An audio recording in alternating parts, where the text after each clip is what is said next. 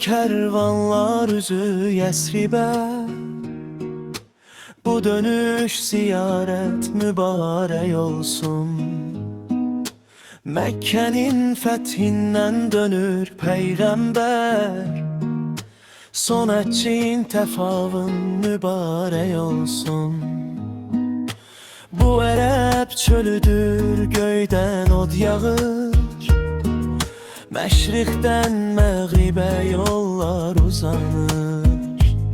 Yolçular yorğundur, məğrur dayanır. Bu dönüş, bu dözüm mübarek olsun. Zəvvarlar çatdılar veyhenen yerə. Qədirxum deyilir bu susuz çölə. Göl olup kuruyup olup bir dere. Derede olanlar mübarek olsun. Kaldırdı toz duman sehra küleyi. Endi Qədirxuma veyhin meleği. Allah'ın son emri, son bir isteği. Bu emir, bu istek mübarek olsun.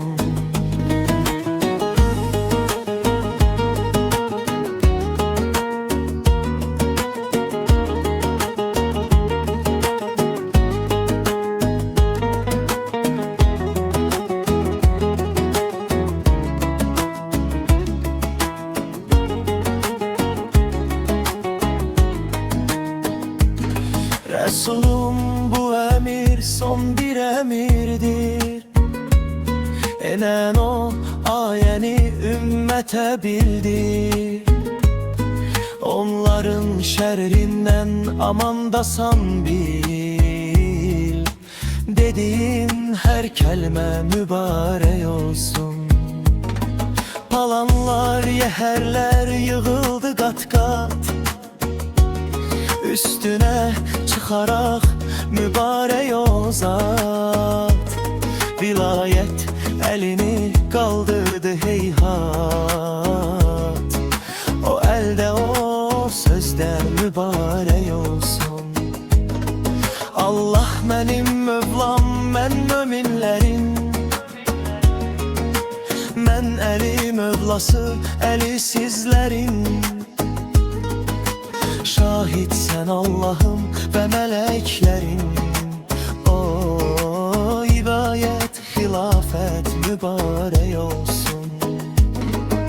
Ben size iki şey emanet verdim. Allah'ın kitabı, ehli beytim.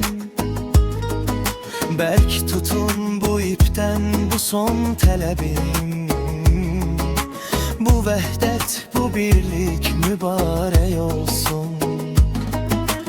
Beğendim bu dini, seçtim İslam'ı.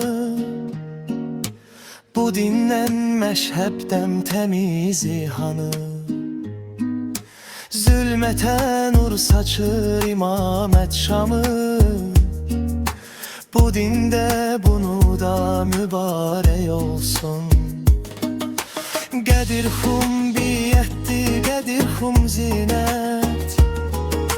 Ne fani dünyadır, ne de var dövlet. Qədirxum İslam'a verilen izzet. Biyetin, izzetin mübarek olsun. Ayaftan bu şehrin ehsanın olsun. Yayılsın cahana, dillere gonsun. Zühuru gözleyen gelblere hopsun. Bu ehsan, bu zuhur mübarek olsun.